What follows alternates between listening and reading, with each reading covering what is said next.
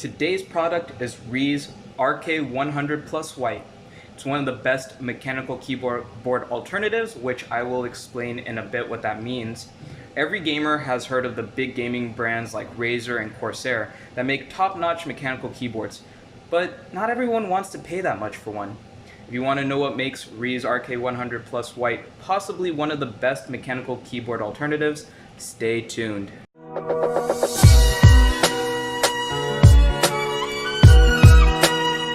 What's up, this is GM, and before I start, I want to tell you about TubeBuddy. In case you don't know, TubeBuddy is a free website that will help you manage and grow your YouTube channel. Thanks to them, some of my videos even show up as top results. Want to give them a try? Check the description below for the link. So I've already turned off my lights so you can get a very good look of what the keyboard looks when it's plugged in. Just so you know, inside the box you get the keyboard as well as a small manual. And actually I'll turn on the light again real quick just so you can see. The manual doesn't really have much going for it.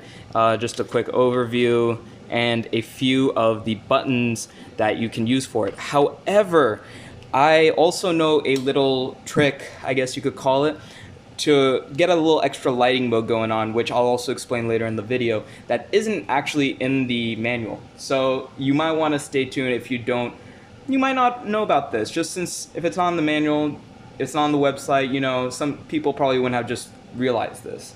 So I've actually reviewed Ree's RK100 as well as Ree's RK100 Plus, which is in the black color, in the past, about maybe a year ago.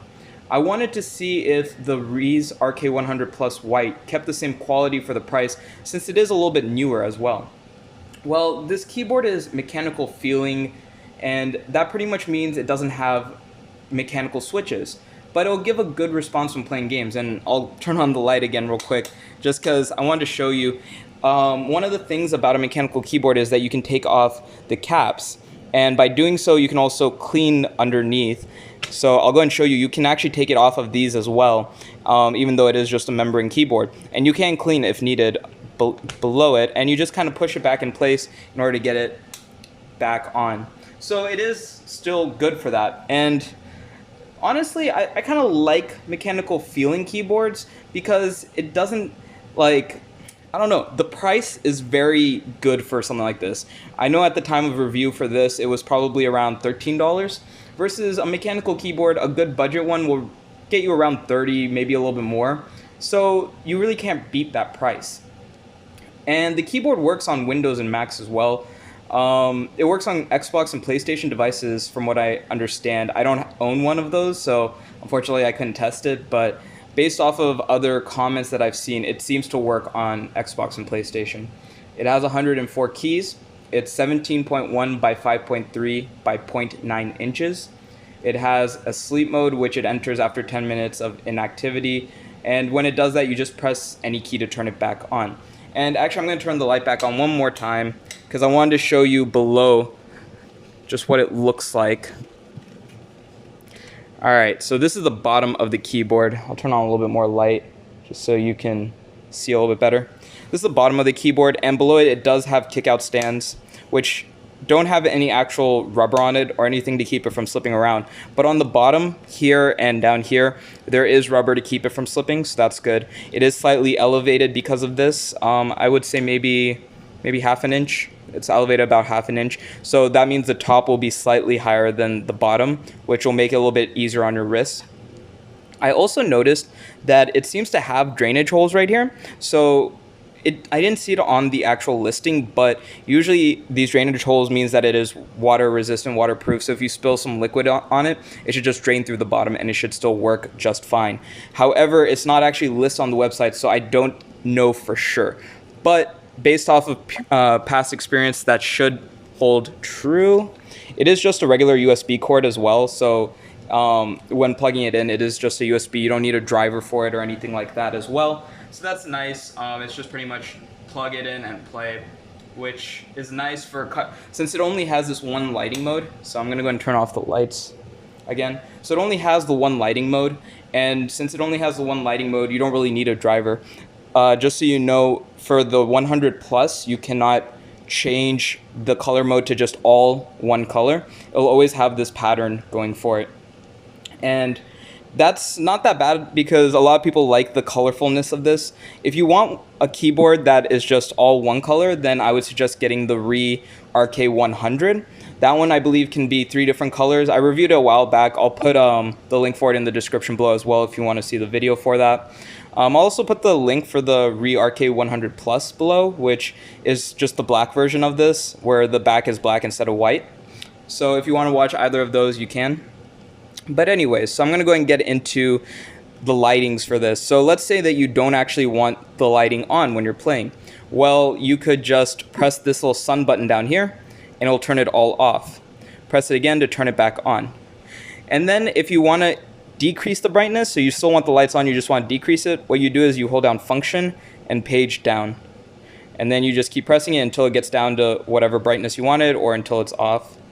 So it seems to have about 5 brightness levels, and then as well as just turning completely off.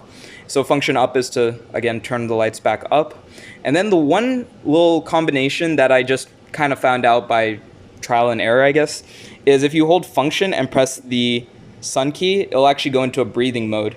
So I actually like the breathing mode of this because it isn't too, I guess for the price, I'm very surprised it's so smooth.